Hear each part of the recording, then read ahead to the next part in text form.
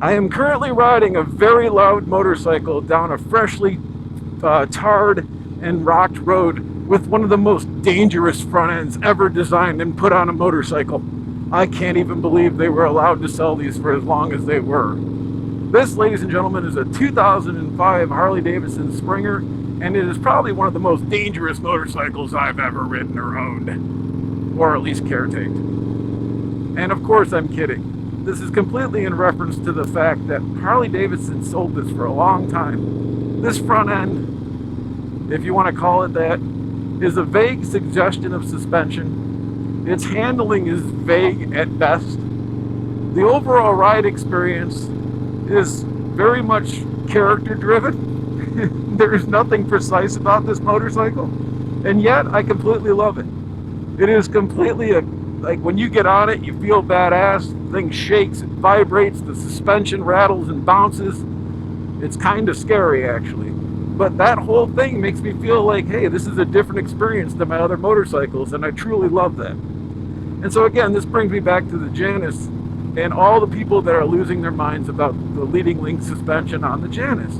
It just boggles my mind that people are that worried about it. Like, motorcycling is inherently dangerous, and different motorcycles are inherently more dangerous. Being a Hayabusa that can go over 200 miles an hour, that's an added level of danger. This bike with a suggestive front end, that's an added level of danger. Sure, Janus has a different front suspension that most people are used to.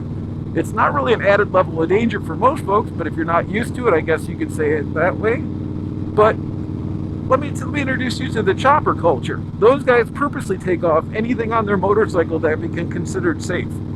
And most of those guys seem to do just fine riding around doing their thing. So I guess at the end of the day, what I'm trying to say is, when did motorcyclists become such fucking pussies, man? Like, holy shit. Like, half the reason you get into motorcycling is because it's badass, it's dangerous.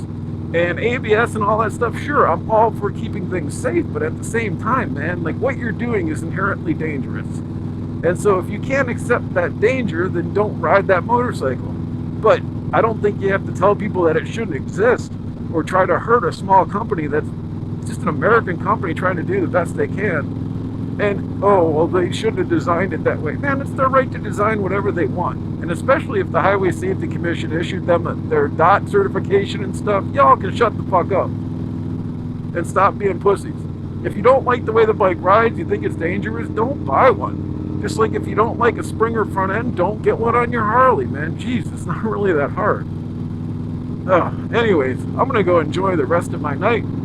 I just think it's really bizarre how people get so caught up in maybe something they don't understand. Especially, I guess, the younger generation's probably never seen that fork. But for me, I'm 54. In the 80s and 90s, a lot of my friends had BMWs that had that front fork. And, you know, I didn't ride them forever, but I definitely put some miles on them, and it's not terrible. It's a different sensation, exactly like the Springer front end. This Springer front end handles nothing like any other motorcycle I have. It's one of the reasons that I like it. It has character. So I hope a lot of the listeners can kind of look into that and maybe find character within themselves to not just bash everything they see all the time. So, all right, well, that's it. I'm going to go enjoy this wonderful evening here before winter hits because, you know, it's Ohio. It's September, so winter might be 2 weeks away. Well, this bike is not dumb, and it's working, and so I'm going to leave you guys with that. See you on the next one. Yee-hoo!